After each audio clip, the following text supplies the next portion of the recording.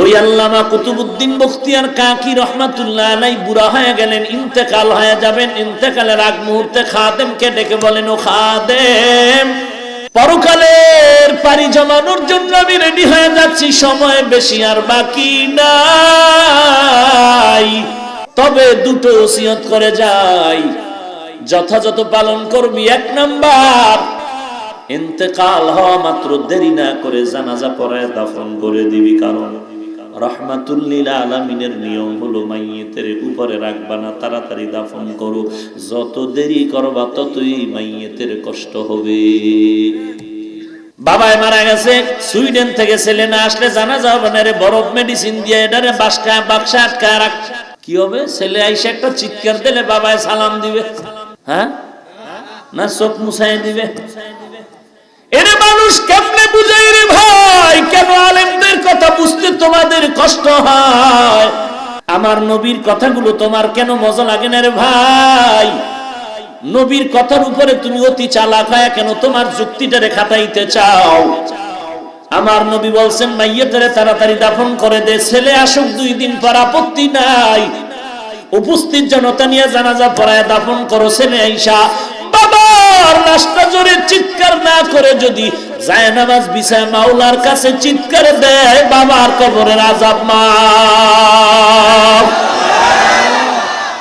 কুতুবউদ্দিন ডাক দিয়ে কয়, রে খাদেম, তাড়াতাড়ি জানাজা পড়ায় দিবি, দেরি করবি না, নবীর হাদিস অনুযায়ী দাফন করায় দিবি, দেরি যেন না হয়। 2 নাম্বার ওসিয়ত, আমি কুতুবউদ্দিনের ইন্তেকালের পরে যখন লাশটা নিয়ে ময়দানে রাখবি, ভারতের মধ্যে হাজার হাজার উলামায়ে কেরাম আসবে আমার নাম শুনে জানাজার ময়দানে, খবরদার যে কোনো আলেম যেন আমার জানাজার ইমামতি না করে।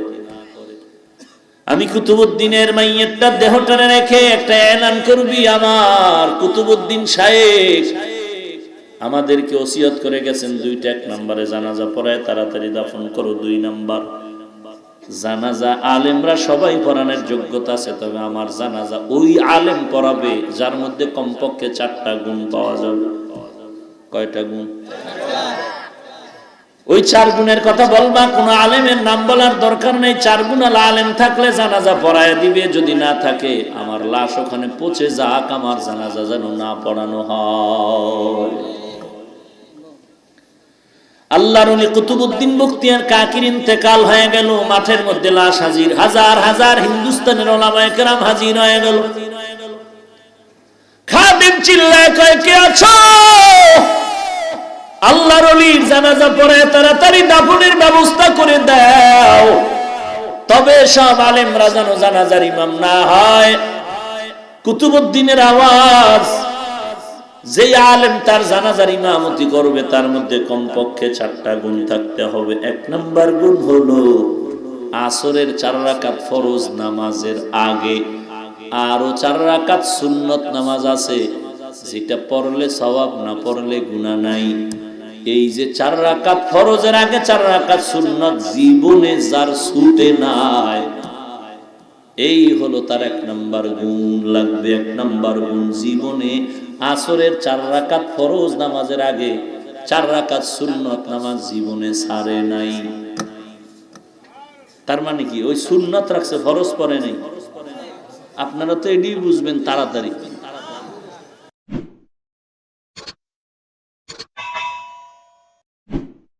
লম্বা কথা নাই, সংক্ষেপ। আসরুনের অর্থ সময়, সময়ের শপথ। দুনিয়ার লাইনে সময়টারে কাজে লাগাও, দাম। আখিরাতের লাইনেও যদি সময়টারে মূল্যায়ন করো, দাম বেড়ে যাবে। আধা ঘন্টা সময় লাগায় 1 ওয়াক্ত নামাজ পড়ো, 5 ওয়াক্তে নামাজে আধা ঘন্টা করে 2.5 ঘন্টা লাগে না, তারপরও ধরে নিলাম আরো আধা ঘন্টা দিয়ে দিলাম 3 ঘন্টা। 3 ঘন্টা সময়ের মূল্যায়ন করে যদি বান্দা নামাজ আদায় করে নাও, আল্লাহ তাআলা 24টা ঘন্টার আমল নামায় তোমার 50 ওয়াক্ত নামাজের সওয়াব লিখে দিবে।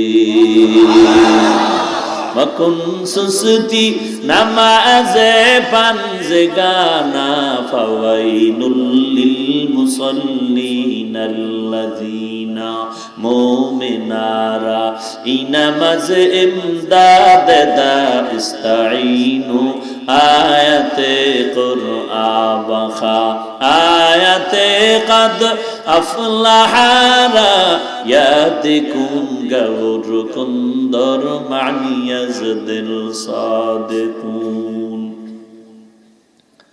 নামাজ যারা পাঁচ ওয়াক্ত পড়ে না, শুধু জুমাবার পড়ে, আছেন এরকম মুসল্লি? শুধু কি পড়ে? জুমাটাও পুরা পড়ে না। ইমাম সালাম ফিরাইলে দৌড়, বাসায় গিয়া দেখে আরেকজনের জুতা নিয়ে হাজির। ধরা খাইলে কয় টেস্ট করলাম, টেস্ট। ধরা না খাইলে গেছি গা জুতা। আছেন এরকম মুসল্লি? যারা পাঁচ ওয়াক্ত পড়ে না, শুধু জুমা পড়ে, তাও অর্ধেক পড়ে। আল্লাহর শপথ করে বলি, এদেরকে নামাজি বললে কবিরা গুনাহ হবে। এরা নামাজি নয়, বরং রাসূলের হাদিস মতে এরা নামাজ চোর। পৃথিবীর শ্রেষ্ঠ চোর যারা নামাজ চুরি করে। আমার বাবার কথা না, নবীর হাদিস। জোরে বলেন ভাইরা আমার। আল্লাহর নবী বলেন, বান্দা তুমি যদি এশার নামাজ জামাতে আদায় করে ঘুমাও, আবার ফজরের নামাজ উঠে যদি জামাতে আদায় করো, ঘুমের মধ্যে যেই সময়টা ব্যয় করলা, ওই সময়টাকেও নেকের পাল্লায় ওজন দেওয়া হবে। কত সুন্দর সুযোগ, এরপরও বান্দা নামাজ পড়ে না। কপাল কত পোড়ারে ভাই। ডাক্তারের হুকুম মানতে গিয়া শীত নেই, গরম নাই, কুয়াশা নাই, ঠান্ডা নাই, ফজরের সময় রাস্তায় দৌড়ায়। এত বড় বেহায়া বেলাজা, রাস্তায় হাঁটে ডাক্তারের কথায়, ফজরের নামাজে মসজিদে যায় না। এই বান্দারে বেহায়া বললে আমার গুনাহ হবে? ডাক্তারের কথায় রাস্তায় দৌড়ায়, ফজরের নামাজে আজান হইল, মসজিদে, মসজিদ থেকে তোমাকে ডাক দেওয়া হলো, নামাজ পড়ো, মুসল্লি আসো, আসসালাতু খায়রুম মিনান নাওম। ঘুমের চেয়ে নামাজ খারাপ। একটুখানি নেকের তরে রোজ হাসরের মাঠেতে, বাবা ঘুরবে ছেলের পিছে, ছেলে বাবার আগেতে। আহাতে মন কঠিন দিনেতে, নামাজ তোমায় ভুলবে না। ঠিক মতো পড়িলে নামাজ জান্নাত তোমার ঠিকানা। ঘুমের চেয়ে নামাজ ভালো, আর তুমি ঘুমাইও না। ঠিক মতো পড়িলে নামাজ জান্নাত তোমার ঠিকানা। আমার প্রাণের ভাই বোনেরা, জলদি করে উঠে যাও, ওযু করে তাড়াতাড়ি নামাজ পড়তে লেগে যাও। নবী বেনামাজির শাফাআত করিবেন না। ঠিক মতো পড়িলে নামাজ জান্নাত তোমার ঠিকানা। ঠিক মতো নামাজ পড়ার মানে হলো, ইমাম সালাম ফিরাইলে দৌড়। নামাজি বান্দার সামনে দিয়ে দৌড়ায়, আসেনি? আহা, আল্লাহ আমাদের 5 ওয়াক্ত নামাজ যথা সময়ে আদায় করার তৌফিক দান করুন। আখিরাতের লাইনে সময়টারে কাজে লাগাইছেন যারা, তারাও দামি হয়ে গেছেন। সাহাবায়ে কেরাম, আম্বিয়ায়ে কেরাম, আউলিয়ায়ে কেরাম। আর সারা দুনিয়ার বেঈমানের জবানের মধ্যে খাজা মুঈনুদ্দিনের নাম। কেন? তারা সময়টারে মূল্যায়ন করেছেন, তাদের মূল্যায়ন হয়েছে। চট্টগ্রামের জমিনে ঘুমিয়ে আছেন কুতুবুল আলম শাহ আমানত। তিনি ছিলেন এক গরিব ফ্যামিলির সন্তান, সরকারি কর্মচারী, একজন সরকারি চাকরিজীবী ডিসি সাহেবের পিয়ন ছিল শাহ আমানত। তাল গাছের পাতা দিয়া পাখা বানায় বাতাস করত। কই গেল ডিসির 14 গোষ্ঠীর কোন অস্তিত্ব নাই, খবর নাই। অথচ বিধর্মীরাও শাহ আমানতের নাম শুনলে শ্রদ্ধা ভরে সম্মান করে। সময়ের মূল্যায়ন করেছেন। এরে আল্লাহর গোলাম, গরিবের সন্তান, মালিকের বাড়ির কর্মচারী কাজ করে, গার্মেন্টসে কাজ করে, কিন্তু ফাঁকে ফাঁকে আজান সময় মতো নামাজ আদায় করে নেয়। সময়টারে অযথা কাটায় না, বাকি টাইম ঘুমায়, না হয় ওভার ডিউটি করে, আবার নামাজে গিয়া কান্না করে, মালিক তুমি গরিব বানাইছো, কষ্ট করতেছি দিনের জন্য, কামাই রুজিতে তুমি বরকত বাড়ায় দাও, আমি কামাই করলে আমার মার মুখে হাসি আসে, খানা দিতে পারি না, হয় পারি না। এরে নবীর উম্মতের দল, সময়টারে আখিরাতের লাইনেও কাজে লাগাইলে জীবনটা ধন্য হয়ে যাবে। সাহাবায়ে কেরামদের থেকে বড় পীর, বড় বুজুর্গ, বড় মুফতি, মুহাদ্দিস এই জমিনে নাই, চিন্তা করাও যাবে না। অথচ এত বড় আলেম, এত বড় মুফতি, এত বড় মুহাদ্দিস, এত বড় বুজুর্গ, এত বড় দামি হয়েও এদের ইশরাক বন্ধ নাই, তাহাজ্জুদ বন্ধ নাই, আউয়াবিন বন্ধ নাই, চাশতের নামাজ বন্ধ নাই। জিহাদের ময়দানেও তারা ফাস্ট, সন্তানের হক আদায়ের বেলায় ফাস্ট, স্ত্রীর হক আদায়ের বেলায়ও ফাস্ট, বেঈমানের বিরুদ্ধে মোকাবেলায় ময়দানেও তারা ফাস্ট। এত বড় ইমামে আজম আবু হানিফা রাহমাতুল্লাহ আলাইহি, এত বড় একজন ইমাম, 2 রাকাত নামাজে সারা রাত কাটায় দিতেন। এত বড় আল্লাহর ওলি ইমামুল মুসলিমিন, হাজার হাজার হাজার মাসআলা কোরআন হাদিস রিসার্চ করে বের করতেন। ইমামে আজমের থেকে বড় মুফতি এই জমিনে কেউ আছে নাকি রে ভাই? যদিও ইমাম আবু হানিফারে কত বেদ্য বেড়া গালি দেয়নি? ওই যে লিখতে জানে না, মুসবার জম, লিখতে জানে না, মুছে ফেলার জম, আরবি বোঝে না, বাংলা বোখারিলে ধাক্কা মারে, আর আবু হানিফারে গালি দেয়। বেতন কম, ধমক বেশি। বেতন কম, আপনাদের কালিয়াকর বাস স্ট্যান্ডের ভেতরে চানাচুর বিক্রেতা চানাচুর বেচে, আর মাঝে মাঝে ফাঁকে ফাঁকে সরকারের গালি দেয়। একজনে কয়, রে ভাই তুই সরকারের এত গালি দাও, তোর মিডিয়ায় তো কোনো খবর দেখা যায় না। ভাই আমার খবর মিডিয়ায় লিখি, সিফার ভিতরে চানাচুর বেশি নাকি? বহু চাপাবাজ চিপা চাপায় চিৎকার করে চাপাবাজি করে, এটির আসল জায়গায় টাইম নাই। ধমক বেশি, বেতন 30 টাকা লয়। মাছ বাজারে গিয়ে কয় নদীর বোয়াল মাছ দাম কত? কয় 1300। কয় 30 টাকা দিবি। মাছওয়ালা জুতা নিয়ে দৌড়ায় দিয়ে কয়, রে বেঈমান তোর বাপে খাইছে মাছ। বান্দা টাকা নিয়ে দৌড় বাড়ির দরজায় যায়, ঘরের দরজায় গিয়া ম্যাডামের সামনে গিয়া ধমক দেয়, কত বড় বেয়াদব, তোর বাবায় খাইছে মাছ। ম্যাডাম বুঝলো কি আমার বাবায় নাকি? না না, বলে কি ব্যাপার, তুমি ধমক দাও কারে? বলে মাছ কিনতে গেলাম, নদীর বোয়াল মাছ দাম কত জিজ্ঞাসা করলাম, 1300 চাইলো, বললাম 30 দিন। কত বড় বেয়াদব, আমারে ধমক দিয়ে কয় আমার বাবায় খাইছে মাছ, ওর বাবায় খাইছে। ম্যাডাম বলে ধমক এখানে কেন, সেখানে দিবা।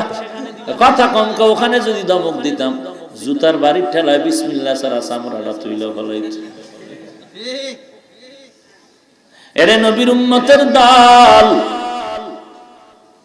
সময়টারে কাজে লাগো। ইমামে আজম আবু হানিফা, লাকাদ জানাল বিলাদা ওয়া মান আলাইহা ইমামুল মুসলিমিনা আবু হানিফা, বু হানিফা বুদ ইমামে বাসফা সিরাজে উম্মতানে মুস্তফা। রশিদ আহমদ গঙ্গুহি রহমাতুল্লাহ আলাইহি এত বড় একজন মুহাদ্দিস, ফকিহুল উম্মাহ, জগৎ বিখ্যাত আলেম একজন মুহাদ্দিস রশিদ আহমদ গঙ্গুহি।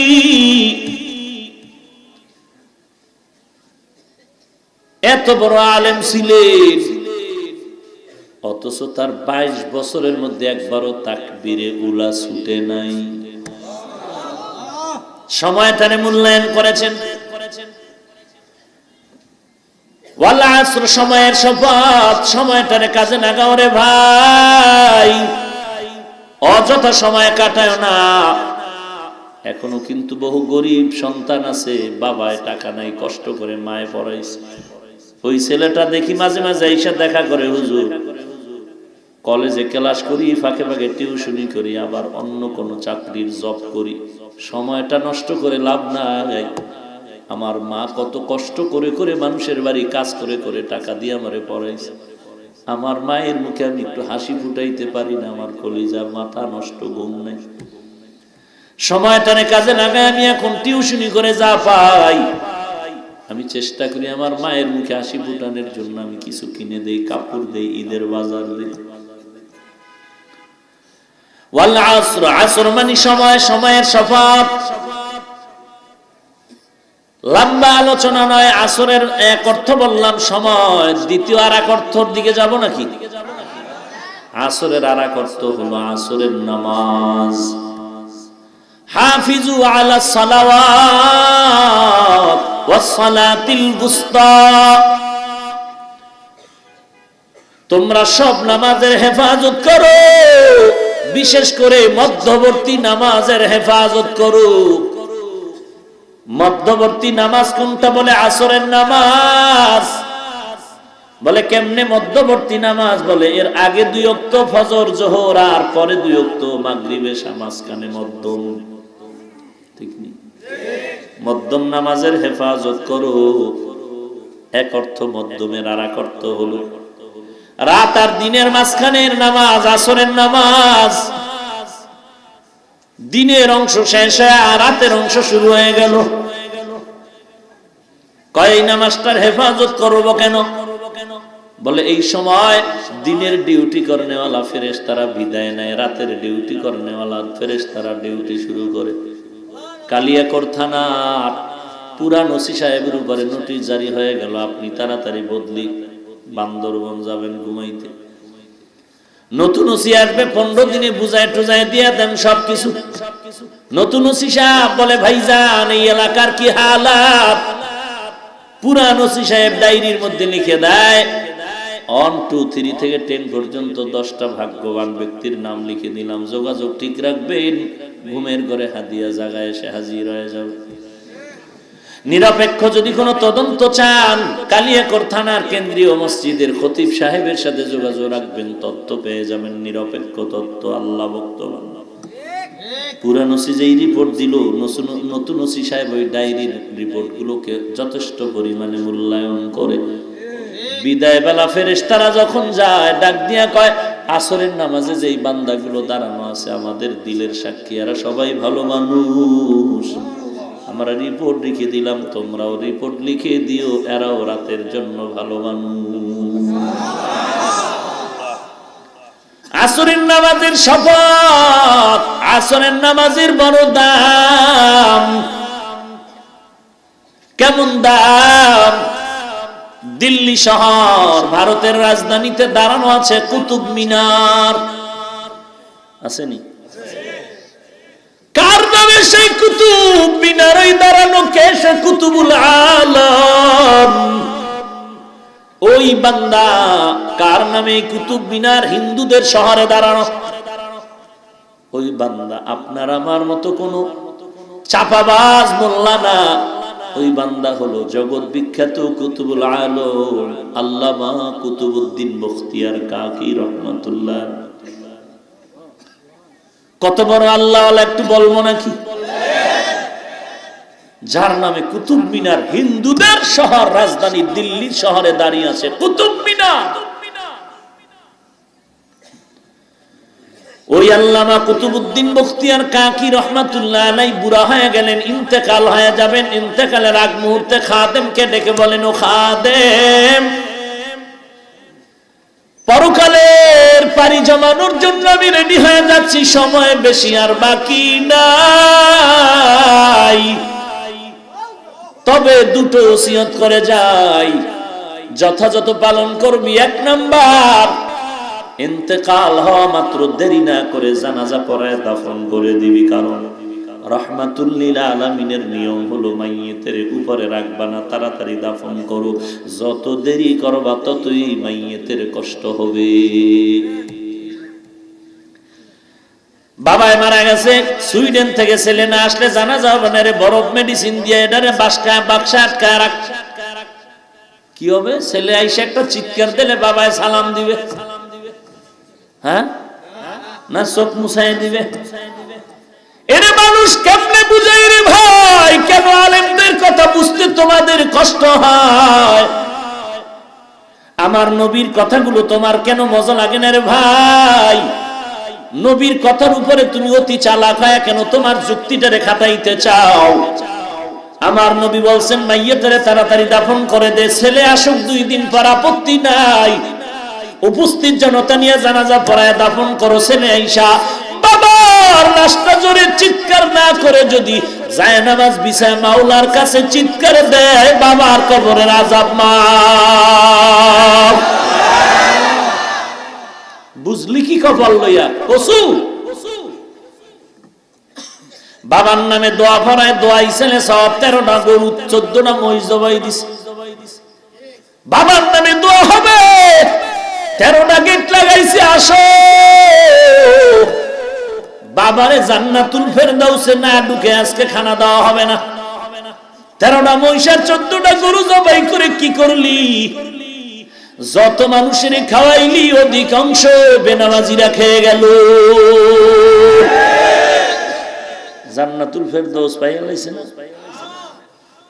একটু কষ্ট লাগে আপনাদের কথাগুলো, কিন্তু কোন বাপের বেটা থাকলে দাঁড়ায় আমার কথা কাউন্টার দে পারলে, কাউন্টার দে পারলে। সবগুলো বেনামাজিরে খাওয়াইছো, কসম খোদার একটারও আমিন কবুল হবে না।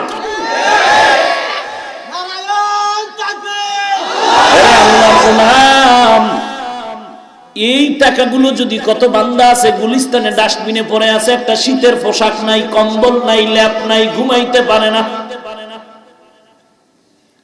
ওই যে বাবাদের কই পাঠায় দেয় না কি বৃদ্ধাশ্রম, হ্যাঁ, কত অপমান, কত অপদস্থ হচ্ছে ওখানে। ছেলে হেনে বাবু আনা করে, বাবুগিরি করে বন্ধু বান্ধবীদের নিয়ে।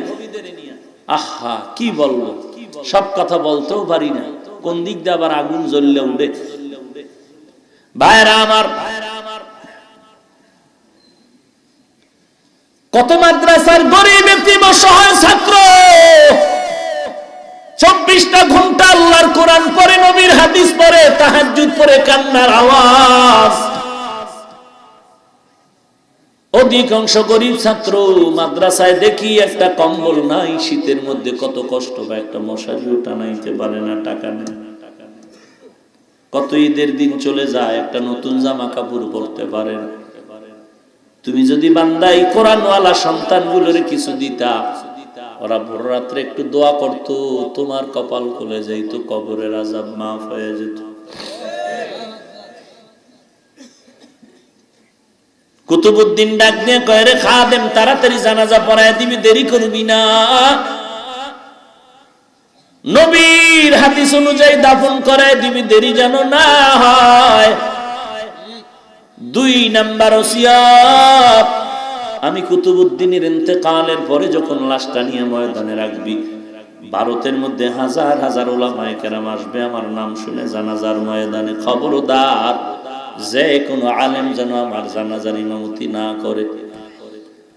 আমি কুতুবউদ্দিনের মাইয়েরটা দেহটারে রেখে একটা এলান করবি, আমার কুতুবউদ্দিন সাহেব আমাদেরকে ওসিয়ত করে গেছেন 2টা, 1 নম্বরে জানাজা পড়ায় তাড়াতাড়ি দাফন করো, 2 নাম্বার জানাজা আলেমরা সবাই পড়ানোর যোগ্যতা আছে, তবে আমার জানাজা ওই আলেম পড়াবে যার মধ্যে কমপক্ষে 4টা গুণ পাওয়া যাবে।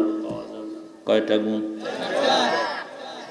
ওই 4 গুণের কথা বলবা, কোন আলেমের নাম বলার দরকার নেই। 4 গুণওয়ালা আলেম থাকলে জানাজা পড়ায় দিবে, যদি না থাকে আমার লাশ ওখানে পচে যাক, আমার জানাজা যেন না পড়ানো হয়। আল্লাহর ওলি কুতুবউদ্দিন বখতিয়ার কাকির ইন্তেকাল হয়ে গেল, মাঠের মধ্যে লাশ হাজির, হাজার হাজার হিন্দুস্তানের উলামায়ে কেরাম হাজির হয়ে গেল। খাদেম চিল্লায় কয়, কে আছো? আল্লাহর ওলির জানাজা পড়ে তাড়াতাড়ি দাফনের ব্যবস্থা করে দাও, তবে সব আলেমরা যেন জানাজার ইমাম না হয়। কুতুবউদ্দিনের আওয়াজ, যে আলেম তার জানাজার ইমামতি করবে তার মধ্যে কমপক্ষে 4টা গুণ থাকতে হবে। 1 নাম্বার গুণ হলো আসরের 4 রাকাত ফরজ নামাজের আগে আরো 4 রাকাত সুন্নত নামাজ আছে, যেটা পড়লে সওয়াব, না পড়লে গুনাহ নাই। এই যে 4 রাকাত ফরজের আগে 4 রাকাত সুন্নত জীবনে যার ছুটে নাই, এই হলো তার 1 নাম্বার গুণ লাগবে। 1 নাম্বার গুণ জীবনে আসরের 4 রাকাত ফরজ নামাজের আগে 4 রাকাত সুন্নত নামাজ জীবনে ছাড়ে নাই। তার মানে কি ওই সুন্নত রাখছে, ফরজ পড়ে নাই। আপনারা তো এটাই বুঝবেন তাড়াতাড়ি। আহা, চিন্তা করতে পারেন আপনি? 2 মাস যদি কয় তো ধাক্কায় ধক্কায় ঠিক রাখা যায়। জীবনে ছুটে নাই 4 রাকাত সুন্নত আসরের 4 রাকাত ফরজ নামাজের আগে। আরো আছে কয়টা? কি মনে হয় খুব সহজ নেই? জান্নাত আপনার বাবার কিনা হালুয়া, বিড়ি টানলি ভাইবেন, এত সোজা। এই জান্নাত পাওয়ার জন্য শাহজালাল জীবনে বিয়েই করেন, জানেননি কিছু? এই শাহজালালের ভক্ত ভণ্ডরা জানো, শাহজালাল রাহমাতুল্লাহ আলাইহি আল্লাহর এত পাগল, জীবনে বিবাহ করেন নাই। আর তুমি ম্যাডামের গোলাম হয়ে টাটকা মগায় রইছ কেন? ওই যে হৌর বাড়িতে পায়খানা খাইছে, কথা কন না? শ্বশুর বাড়িতে পায়খানা খাইছে না? যৌতুক নামের গজব। আপনাদের এলাকায় হয়তো এই গজব নাই, থাকলেও ভালো, না থাকলেও ভালো। যারাই যৌতুকের গজবে কত মায়ের জীবন চলে গেল, আজও পর্যন্ত এই গজব বন্ধ হলো না। বাপেও খুশি, কন্টাক্ট করে মেয়ে বিয়ার আগে বিদেশ নিবিনি। নারীর উপরে কত জুলুম, কত জুলুম। হ্যাঁ, কইতে গেলে কই আসলটা বোঝে উল্টা। জবানে কি কয়? নারীর অধিকার চাই, নারীর অধিকার, নারীর অধিকার চাই, অধিকার। অথচ পদে পদে নারীর উপরে করা হয় জুলুম। নারীর অধিকার চাইলে আমার নারী, আমার মা, আমার বোন পুরুষের মতো কাজ করতে হবে কেন? ঘরের মধ্যে বসাইয়া বেতন দিতে হবে। আমার বোন গার্মেন্টসে কাজ করবে, পুরুষের মতো কষ্ট করবে কেন? ও তো বাচ্চা পালনের কষ্টই তো তোমার জিন্দেগির কষ্টের থেকে বেশি। এরপরও বেতনের জন্য আমার বোনেরা আন্দোলন করে আর পুলিশের ফিডা খায়। কথা বল না কেন? এটা নারীর অধিকার। আমার বোন এই বেতন পাইতে গিয়ে, আন্দোলন করতে গিয়ে মারা যায় নাই, এটা অধিকার। আম্মা জান আমার বোনের উপরে একটা বেতের বাড়ি আসার আগে ওই যারা বেতন নিয়ে বেঈমানি করেছে ওদেরকে পুড়িয়ে মারা দরকার ছিল আগে।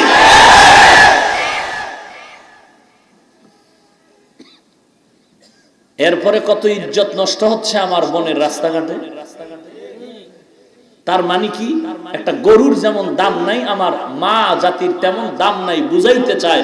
চাপার জোরে কয় অধিকার চাই, চাপার জোরে বলে অধিকার চাই।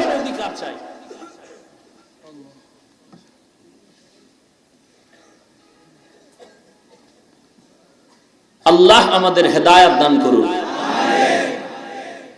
পৃথিবীর কোন ধর্মেরা, কোন ধর্ম নারীর ইজ্জত অধিকার রক্ষা করতে পারেনি, একমাত্র ইসলাম করেছে। 1000 জুতা মার দাও আমার কপালে, যদি আমি মিথ্যা বলি প্রমাণ করতে পারো, 1000 জুতা মারো আমার কপালে।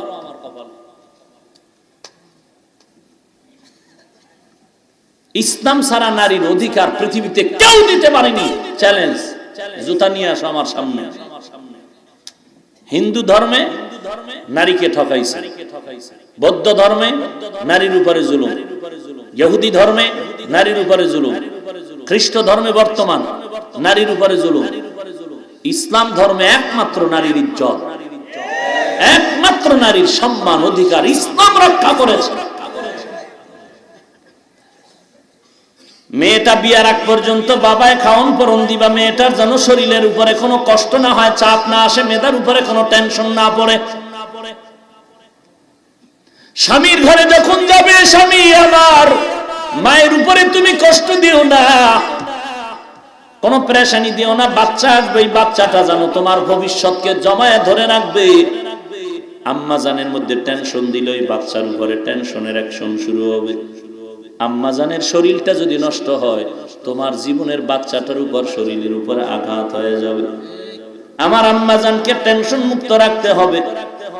এরপরে যখন সন্তান হয়ে যাবে, আম্মা জান সন্তান লালন পালন করতে গিয়া কত কষ্ট, ঠিক মতো ঘুমাইতে পারে না।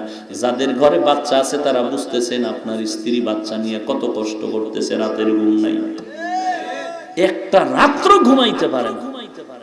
এদিকে আবার রান্না বান্নার ফিকির, কত টেনশন একটা মহিলার উপরে।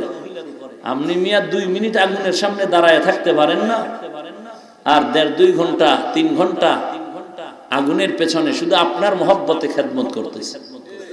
টের তো পান না, চকবাজারে গেলে টের পাইতেন কি হয়ে গেছে কয়দিন আগে। মোটামুটি ছোটখাটো এক কিয়ামত হয়ে গেছে। একদল আল্লাহর বান্দা বললেন, যখন শুনলাম আগুন আর আগুন সহযোগিতার জন্য সামনে আগায় গেলাম। আগুনের লেলিহান তাপমাত্রা এত বিকট বিস্তৃত হয়ে গেল, তাকায় তাকায় দেখতেছি মানুষগুলো বাঁচাও বাঁচাও করে পুড়িয়া যায়, সামনে আগাইতে পারি না, আগুন আগাইতে পারি না। তাকায় দেখতেছি পুড়িয়া যাইতেছে, ছটফট করতেছে, আমি আগাইতে পারি না, আমাকে আগুনে ধাওয়া করতেছে। মা তাকায় দেখছে বাচ্চা সামনে পুড়িয়া যায়, কি করবে, নিজেরে নিয়ে ব্যস্ত। কিয়ামত, এক কিয়ামত হয়ে গেছে। বাচ্চা দেখছে তার ভাই পুড়ে যায়, তার মা পুড়ে যায়, কিছু করার নাই। মাথাটা বালিশে লাগায় আধা মিনিট চোখ বন্ধ করে একটু চিন্তা করে দেখেন যে মাথা আপনার গরম হয়ে যায়, আসলে কি হয়ে গেল। সামান্য একটু মুসিবত আপনার উপর আসলে কি যে মাথা গরম হয়ে যায়। ছেলেকে আব্বুকে কথা বলিস না, মাথা গরম, সর লাথি বানু, সর, মাথা গরম, একটু টেনশন। পুলিশে টেলিফোন করছে, দেখা করে টেনশন শুরু হয়ে গেছে। কথা ঠিক নেই? ওসি সাহেব কইছে, কোথায় আছেন স্যার? জায়গা মতো, একটু দেখা করেন তো। মাথা গরম হয়ে গেছে, কি ভাতের লোকমা মুখে ছিল হয়ে গেছে, কি ঠিক নেই? সামান্য একটু টেনশন, মাথা গরম। স্ত্রীর সাথে ব্যবহার খারাপ, কেন মাথা কি গরম? নিজে কয় আবার, এই মাথা গরম, দূরে সর, দূরে সর। আহা, আল্লাহর ওলি কুতুবউদ্দিন বখতিয়ার কাকি রহমাতুল্লাহ আলাইহির ওসিয়ত মতো খাদেম ডাক দিয়ে বললেন, কোন আলেম আছেন 4 গুণওয়ালা, দেরি না করে জানাজা পড়ায় দেন। ময়দানটা চুপ হয়ে গেল, সবাই হতভম্ব হয়ে গেল, এই 4 গুণওয়ালা বান্দা কোথায় আছে, সম্ভব না। কিন্তু আবার সবাই মনে মনে ভাবে, কুতুবুল আলম কুতুবউদ্দিন বখতিয়ার কাকি তো একজন জবরদস্ত আল্লাহওয়ালা, ওই 4 গুণওয়ালা না থাকলে তো বান্দা বলতেন না। খাদেম চিল্লায় কয়, কে আছে? দেরি না করে জানাজা পড়ায় দাও, আল্লাহর ওলির কষ্ট দিও না। চিল্লায় 2-3 বার বলা মাত্র পেছন থেকে আওয়াজ। একজন আল্লাহর বান্দা ডাক দিয়ে কয়, রাস্তাটা খুলিয়া দাও, কুতুবউদ্দিনের সামনে যাওয়ার রাস্তা করে দাও। দৌড়ায় আল্লাহর ওলির লাশের সামনে গিয়া কয়, রে কুতুবউদ্দিন, তুই কি করলি? আমার এই 4টা গুণ আমার মাওলার সাথে গোপনীয়তার সাথে ছিল, আমার স্ত্রী পর্যন্ত জানতো না। আজ তুমি আমার এই অবস্থাটারে ওপেন করে দিয়েছো রে কুতুবউদ্দিন, এমন জায়গায় ঠেকায় দিলি, কিছুই করার আমার নাই। ইতিহাস পড়ো, ভারতবর্ষের ইতিহাস। কোন ওই বান্দা 4 গুণওয়ালা জানাজা পড়ায় দিল, কে সেই ব্যক্তি, কে ভাগ্যবান? ইতিহাসের পৃষ্ঠা তালাশ করে দেখবা, ভারতবর্ষের মুসলিম শাসকদের একজন আল্লাহর গোলাম, একদিকে রাষ্ট্র পরিচালনা করে, অপরদিকে আসর আগের সুন্নত জীবনে ছুটে নাই। ভারতবর্ষের মুসলিম রাষ্ট্রনায়ক, রাষ্ট্র চালায়, রাষ্ট্র এমন এক ব্যক্তি নাম হলো শামসুদ্দিন আলতামাস, ইংলিশে তার নাম হলো শামসুদ্দিন ইলতুতমিশ। এমন একজন আল্লাহর বান্দা, আমি তো একটা গুণ শুনাইলাম, এরকম মারাত্মক 4টা গুণের অধিকারী ছিলেন তিনি। একদিকে রাষ্ট্র পরিচালনা করতেন, অপরদিকে এই 4টা গুণ সে অর্জন করতেন। জীবনে একবারের জন্য তার তাহাজ্জুদ কাজা হয়নি, জীবনে কোনো একদিনের জন্য তার আসরের আগে সুন্নাত ছুটে নাই, জীবনে কোনোদিন বান্দার এই 2টা চোখ দিয়া বেগানার দিকে নজর করে নাই, জীবনে জিহ্বা দিয়া কোনোদিন মিথ্যা কথা বলে নাই। এরে নবীর উম্মতের দল, এমন এক ব্যক্তি শামসুদ্দিন আলতামাস কুতুবউদ্দিনের জানাজাটা পড়ায় দিলেন আসরের সময়ের শপথ। আসরের নামাজের হেফাজত করো, বড় দামি নামাজ। তার মানে অন্য নামাজ দরকার নাই, সব নামাজের হেফাজত করো রে ভাই। এ যুবক, আমিও তোর মতো একটা যুবক সন্তান। তোরটা মাথা আর আমারটা হেড। আমার মাথায় টুপি না দিলে গরম, তোরটাই দিলে গরম কেন? টুপি দিলেই হুজুর মাথা গরম। একটু চিন্তা করতো, তুইও যুবক আমিও যুবক, তুইও 3 বেলা খাও আমিও খাই। তোর মাথায় টুপি দিলেই গরম, আমারটায় না দিলেই গরম। তার মানে তোর মাথা স্বর্ণের, আমারটা মাটির। আর যখন 3 পাল্লা কাপড় দিয়া ক্যাপ লাগাও তখন আর চান্দি গরম হয় না। আমার এই পাতলা টুপি দিলেই মাথা গরম। অথচ আলহামদুলিল্লাহ এই টুপি নিয়ে ঘুমাই। ওস্তাদ বলেছেন এই সুন্নত মাথায় নিয়ে ঘুমাবি, আজরাইল আইসাও যেন দেখে তোর মাথায় সুন্নত লাগানো আছে। বেলাল আমার নবীর বড় আশিক, আফ্রিকার জঙ্গলের ওই বেলাল গোসলের টাইমে টুপিটা মাথায় চেপে ধরে গোসল দেয়, মাথার থেকে ফালায় না। নবীজির সুন্নাত কেমন আশিক! সেই বেলাল নবী যুদ্ধের ময়দানে যাচ্ছেন, নবী বলেন বেলাল তুমি সময় মতো আজান দাও, নামাজ পড়ো, যাওয়া লাগবে না। বেলাল আজান দিচ্ছেন, হাইয়া আলাস সালাহ। হঠাৎ করে কে যেন আওয়াজ দিল, যুদ্ধের ময়দানে নবী নাই। বেলাল আজান দিয়ে বাদ দিয়ে দৌড়ায় ওহুদের ময়দানে যায়। বেলাল দৌড়াচ্ছে, নবী নাই, নবী নাই। হাইয়া আলাস সালাহর পরে আওয়াজ নাই, টুপিরও খবর নাই। এরে বেলাল তোমার টুপি কই? যে টুপি গোসলের টাইমেও ফালাও না। বলে সব কিছু আমার নবীর মুহাব্বতের জন্য। আমার নবী নাই, আমি কার জন্য এগুলো করব? নবীর মুহাব্বতে দৌড়ায় বেলাল। আমার নবী না থাকলে আমি বেঁচে থেকে কি লাভ? নবীরা আসে খেজুরের বাগানে পানি দেয়, হঠাৎ কানে আওয়াজ নবী নাই। বালতি ফালাইয়া পানি বন্ধ করে আসমানে হাত তুলে কয় আল্লাহ, এই 2টা চক্ষু রিজার্ভ করে রেখেছিলাম আমার নবীর চেহারার দর্শনের জন্য। নবী যদি না থাকে আমার চক্ষু লাগবে না, অন্ধ বানায় দাও। কেমন নবীরা আসে!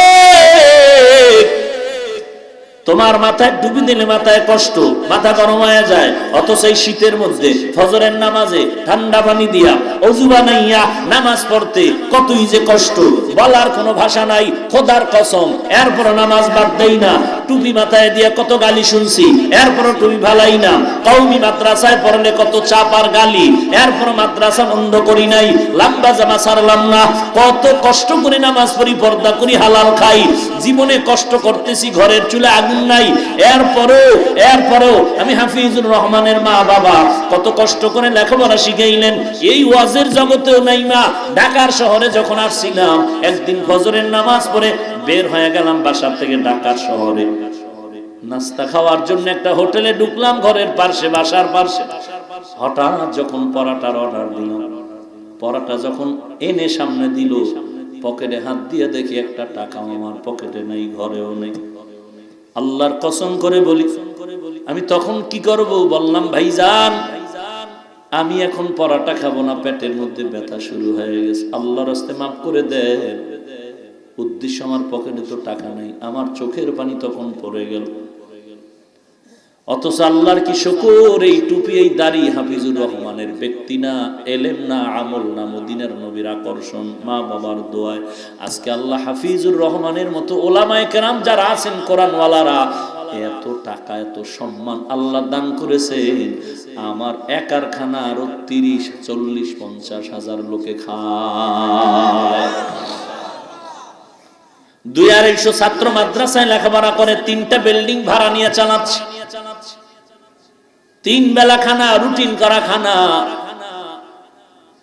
আল্লাহর রহমত, একটু সামান্য কষ্ট হলেও আল্লাহ চালায় নিতেছেন। 18 থেকে 20-21 জন স্টাফ, শিক্ষক। আলহামদুলিল্লাহ, কোনদিন মাস শেষ হতে না হতে বেতন বাকি নেই, আলহামদুলিল্লাহ। এরে নবীর উম্মতের দল, এগুলো আমার ব্যক্তিগত ক্রেডিট না, একমাত্র আমার আল্লাহর দয়া, রাসূলের সুন্নতের আকর্ষণ।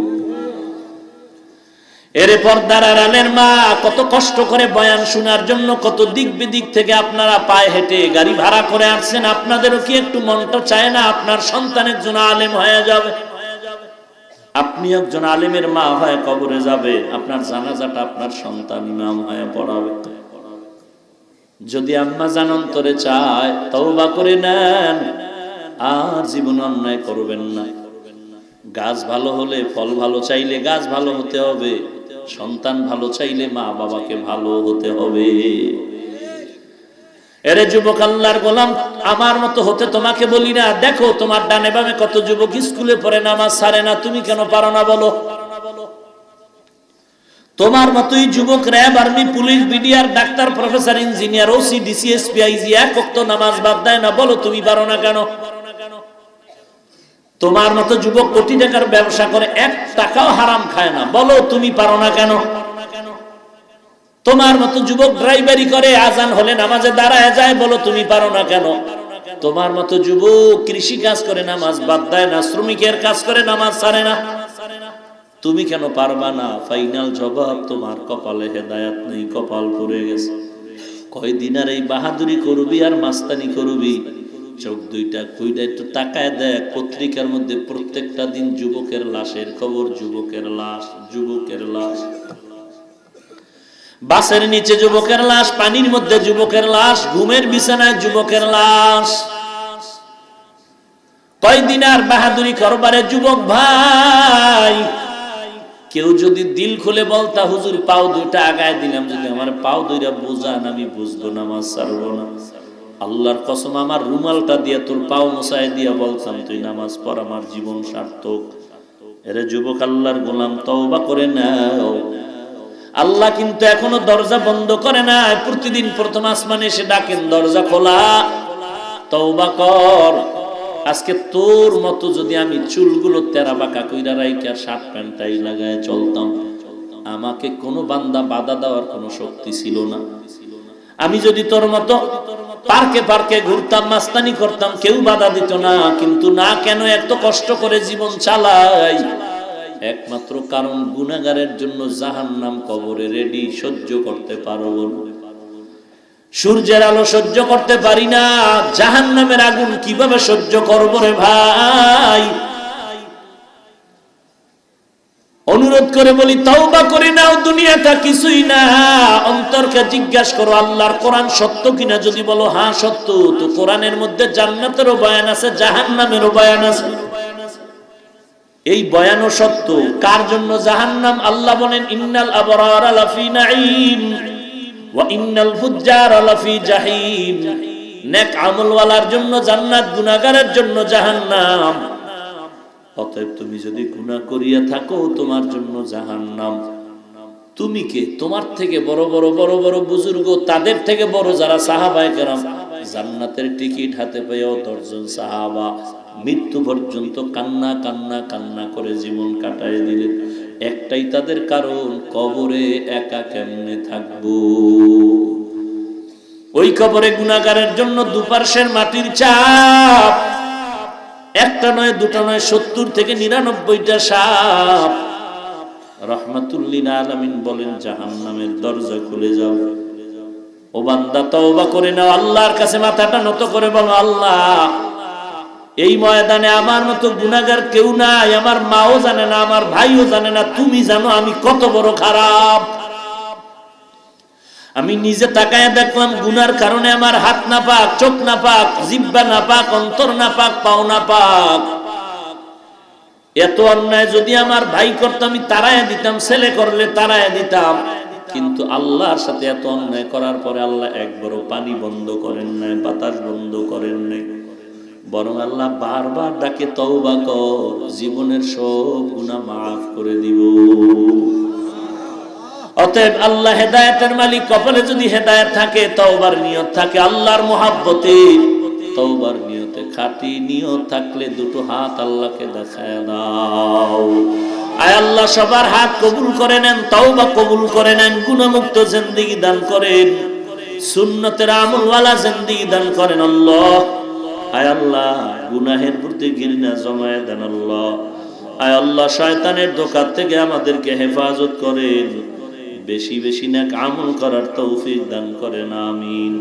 আলহামদুলিল্লাহি রাব্বিল আলামিন, والصلاة والسلام على سيد الأنبياء والمرسلين وعلى آله وأصحابه أجمعين يا أرحم الراحمين يا أرحم الراحمين يا أرحم الراحمين رب ارحمهما كما ربياني صغيرا رب ارحمهما كما ربياني صغيرا اللهم إنك عفو تحب العفو فاعف عني اللهم إني أستودعك حياتي وإيماني وعملي وأهلي ومالي وعزتي فإنه لا يضيع ودائعك ربنا ظلمنا أنفسنا وإن لم تغفر لنا وترحمنا لنكونن من الخاسرين ربنا لا تزغ قلوبنا بعد إذ هديتنا وهب لنا من لدنك رحمة إنك أنت الوهاب আয় আল্লাহ কুদরতের নজর দিয়ে দেখেন কত উলামায়ে কেরাম সাদা দাড়িওয়ালা হাজী সাহেব এখানে হাজির হয়ে হাত তুলেছেন। আয় আল্লাহ কত ব্যবসায়ী, শ্রমিক, চাকরিজীবী, যুবক ভাই, ছাত্র ভাই হাত তুলেছেন।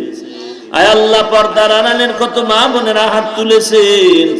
আমরা সবাই জাহান্নামের আসামি, গুনাহগার, তওবার নিয়তে হাত তুলেছি আর গুনাহ করব না। মেহেরবানি করে আমাদের জীবনের সব গুনাহগুলো মাফ করে দেন আল্লাহ। আয় আল্লাহ আজকের মাহফিল কবুল করে নেন আল্লাহ। আলোচনার ভুল ত্রুটি ক্ষমা করে দেন, নবীজির মহব্বতে আমাদের মাফ করে দেন। আম্বিয়া কেরাম, সাহাবায়ে কেরাম, শুহাদায়ে কেরাম, আউলিয়া কেরামদের মাকাম উঁচু করে দেন। আয় আল্লাহ সমস্ত মাদ্রাসা মসজিদ কবুল করে নেন। আয় আল্লাহ যা প্রয়োজন গায়বের থেকে ফয়সালা করে দেন। পর্দার আড়ালে যারা মা বোনেরা হাত তুলেছেন সবাইকে মাফ করে দেন। পর্দানিশি জিন্দেগি দান করেন, ছেলে সন্তান নেককার বানায় দেন। প্রত্যেকটা মা বাবাকে কোরআনওয়ালা আদর্শমান সন্তানের মা বাবা হওয়ার তৌফিক দান করেন আল্লাহ। প্রত্যেকটা ঘরে ঘরে নেককার ছেলে মেয়ে দান করেন আল্লাহ। দাম্পত্য জীবন কুদরতের হাতে সুখময় করে দেন আল্লাহ। দাম্পত্য জীবন সুখময় করে দেন আল্লাহ। আয় আল্লাহ গোটা দুনিয়ায় শান্তির ফয়সালা করে দেন। বাংলাদেশ শান্তির দেশ বানায় দেন। ইসলাম ও দেশ রক্ষায় যারা জীবন দিল তাদের মাফ করে দেন। প্রশাসনিক ভাবে যারা কাজ করে দিনদার বানায় দেন।